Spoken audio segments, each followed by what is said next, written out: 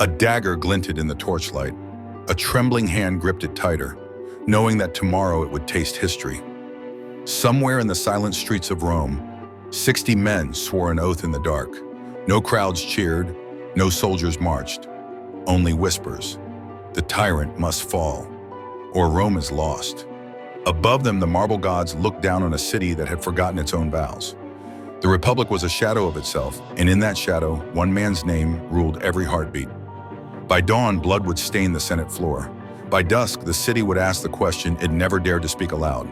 Was this the day Rome saved itself, or signed its own death warrant? By 44 BCE, Caesar had emerged from Rome's civil wars as the unchallenged ruler of the known world. Pompey was gone, the Senate was subdued, and the legions were his to command. Rome, once a republic priding itself on annual elections and shared authority, now orbited around a single man. His title was Dictator Perpetuo Dictator in perpetuity, a phrase that clanged in Roman ears like the rattle of distant chains. The Senate still met, votes were cast, SPQR still gleamed on coins, yet every decision bent, almost invisibly, to Caesar's will. Even the rituals of the Republic became theater, senators applauding like actors in a play they no longer believed. A lesser-known detail, at the height of his power, Caesar sat for a new coin issue, one that depicted his own face. No Roman in centuries had dared such a thing. Kings minted their faces. Republics did not. When citizens flipped the silver denarius in their hands, they saw not the gods or old Republican heroes, but the living dictator staring back at them. To many, it felt like a crown without the gold. And then came the whispers, quiet at first, then louder, echoing off the marble of the Forum: Rex, King. Someone even scrawled the word onto one of his statues, a crude graffiti that captured the tension of a city holding its breath. Rome had sworn off kings since the expulsion of Tarquin the Proud, almost 500 years earlier. The memory of tyranny was carved into the Roman soul. To call a man king was not just an insult, it was a curse. Historians still debate whether Caesar truly sought the title, or whether he was playing a deeper game dangling the image of monarchy without ever seizing the crown. Modern viewers may find echoes of this strategy today. Leaders who refuse official titles yet gather power in every other form. Caesar attended public festivals, accepted godlike honors, and even allowed the dictator's chair to be placed among the seats of the gods. But every time someone tried to crown him outright, he refused publicly, dramatically, as if to say, "Who? Me? I serve the people." And yet, the unease spread. Brutus, Cassius, and other senators began to feel that the Republic was hollowing from within. They saw a man who could not be stopped, adored by his soldiers, and perhaps loved too much by the people. It began with a coin, and it would end with a knife. In the dead of night, Rome's freedom fit into a single trembling hand holding a dagger. The conspiracy did not begin in the Forum, nor on the Senate floor. It began in whispers, in the dim lamplight of private homes, where men who had once cheered Caesar's victories now debated his death. Marcus Junius Brutus, the man history would remember most, was not the first to hate Caesar, but he was the most symbolic. Adopted into the lineage of the man who had expelled Rome's last king, Brutus carried the weight of ancestral expectation. To many senators, he was a living reminder that tyranny could and should be resisted. Alongside him moved Gaius Cassius Longinus Sharper, angrier and far less conflicted. Cassius had been a loyal officer in the wars, but had grown bitter as Caesar's star rose higher than his own. It was Cassius who first whispered that a knife might preserve liberty longer than any speech. A lesser-known detail, the initial conspiracy involved just a handful of men, but it grew to more than 60 senators. Many were not close friends of Brutus or Cassius. Some were opportunists, others idealists, and a few simply feared that if they didn't join the conspiracy, they might one day share the fate of Pompey, cut down in the shadow of Caesar's ambition. They met in secret. Behind shuttered windows, they debated the moral weight of murder. Could assassination be justice? Could bloodshed be patriotism? Brutus hesitated. Plutarch would later write that he believed in dignitas, the dignity of the Republic, more than in any personal grudge. To him, Caesar's death was not vengeance. It was surgery on the body of Rome. Outside those marble halls, the city pulsed with contradictions. The common people adored Caesar.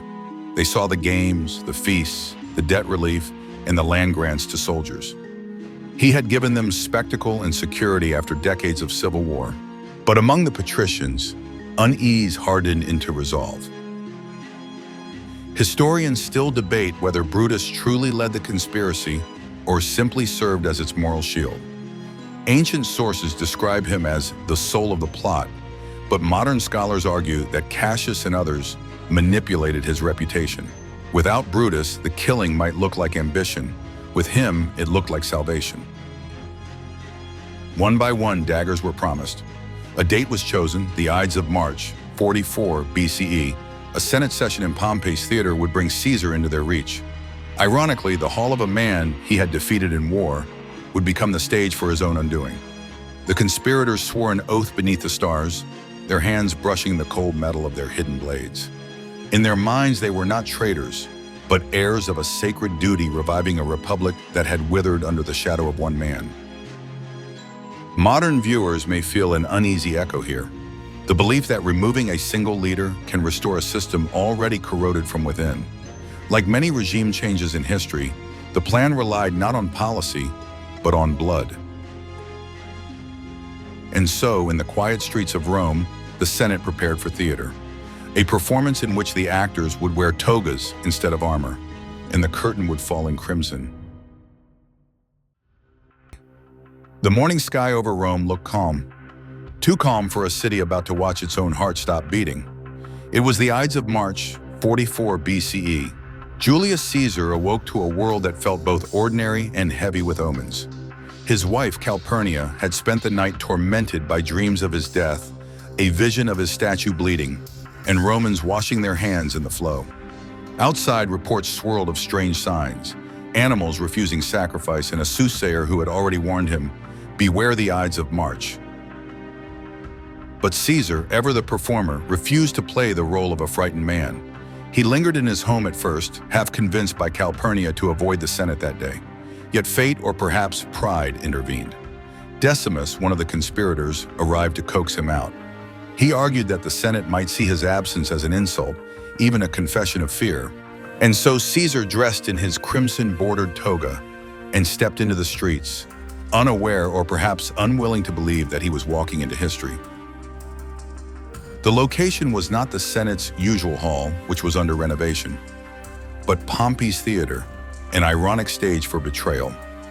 Caesar climbed the steps past marble statues of Pompey, the very man he had defeated, as if Rome itself were whispering, "Power never forgets." Inside, more than 60 men waited. To the casual eye, they were senators ready for business. To each other, they were a storm of hidden daggers. A lesser-known detail, the attack began not with steel, but with paper. A senator named Julius Caesar approached Caesar, pleading for his brother's pardon. He grabbed Caesar's toga as if begging for mercy, and in that grip, the signal was given. The first dagger struck, then another. The room erupted into chaos, a silent explosion of motion and betrayal. Historians still debate the precise details. Some say Caesar fought back, others that he covered his face with his toga in dignity. Ancient accounts vary on his last words. Shakespeare immortalized it too brute, but Suetonius notes he may have said nothing at all or whispered in Greek to Brutus, "Kaisou teknion," "You too, my child?" 23 wounds, that is the number history remembers. But the one that mattered most was invisible, the wound to the Republic itself. As Caesar's body crumpled at the base of Pompey's statue, blood staining the very feet of his old rival, the Senate chamber fell into a stunned, ringing silence. The assassins had expected cheers, perhaps even spontaneous liberation. Instead, the air felt wrong, heavy, like a storm that refused to break. In that stillness, Brutus raised his voice to call out liberty restored. But outside the theater, the people of Rome were not celebrating. They were confused. Some were frightened, and some deep down already mourned.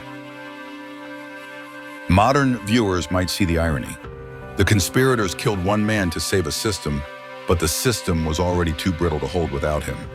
It had begun with a coin, and now it ended with a knife. Blood still pooled on the Senate floor, sticky and dark, but outside, the city was silent, listening for its next master.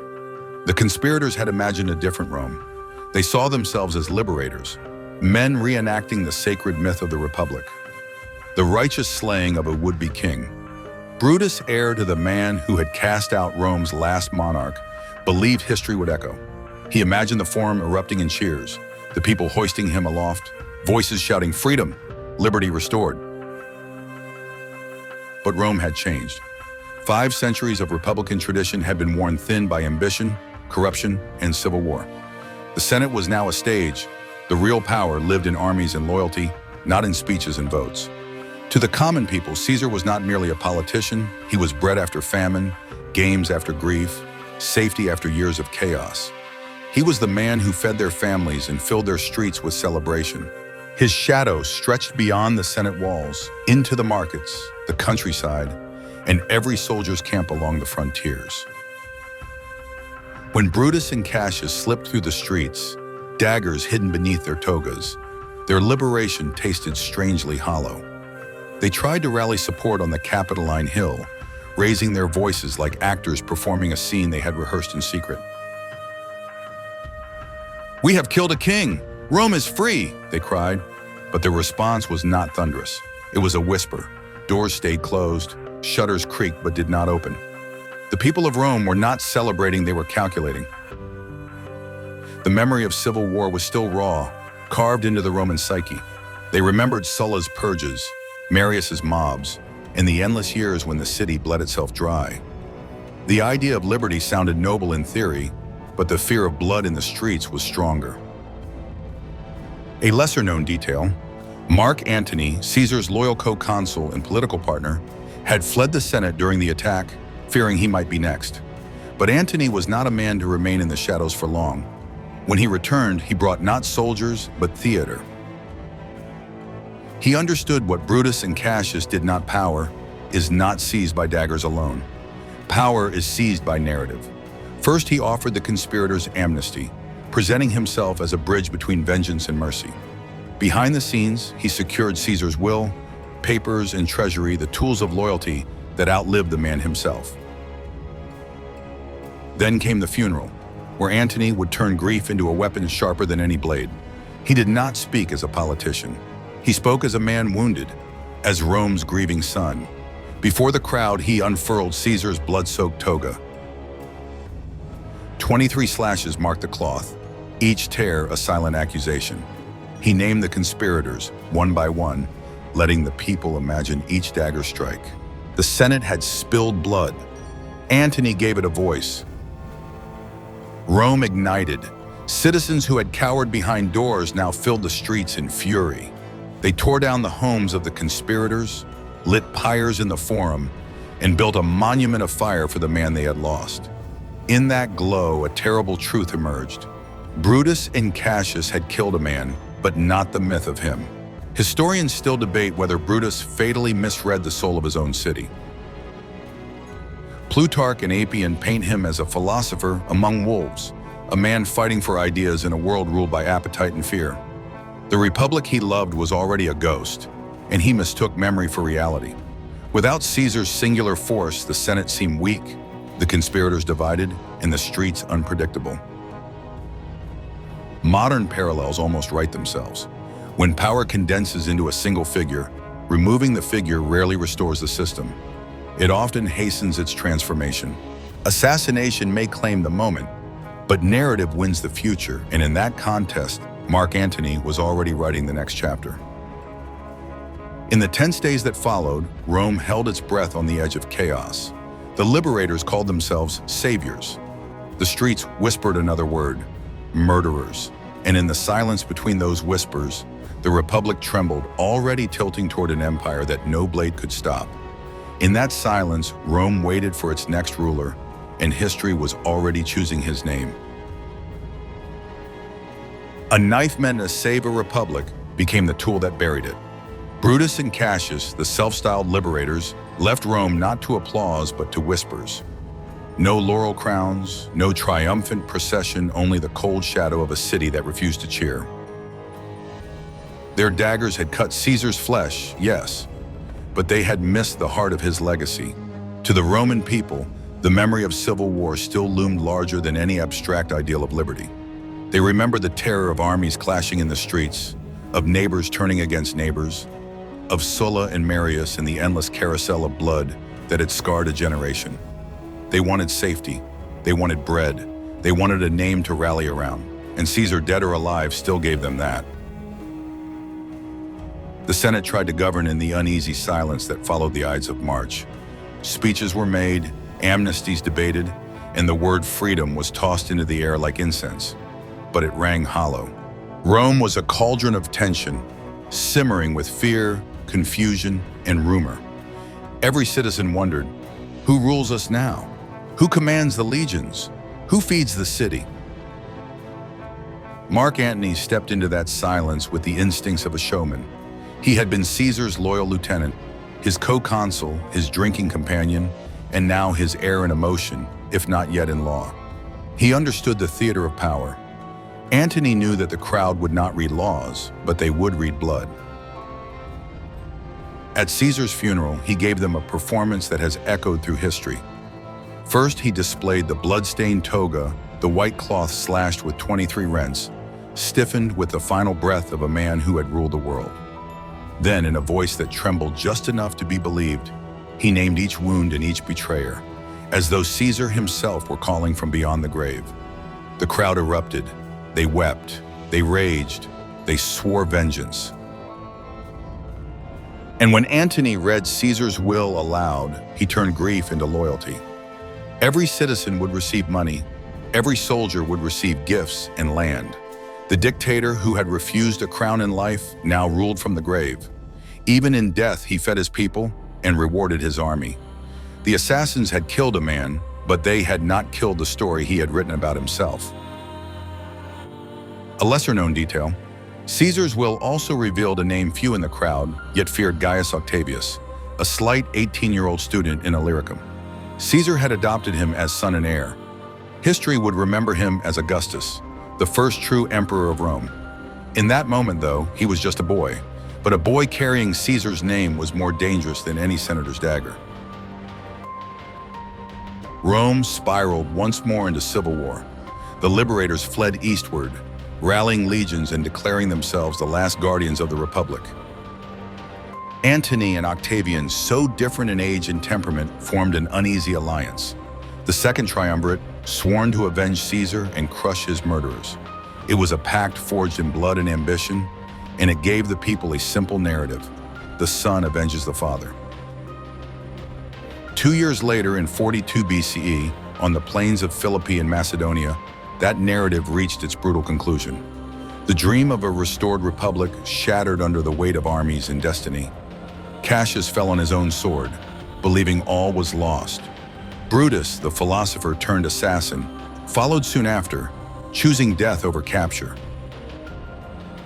The men who had killed Caesar in the name of liberty were swallowed by the same cycle of vengeance they thought they could break.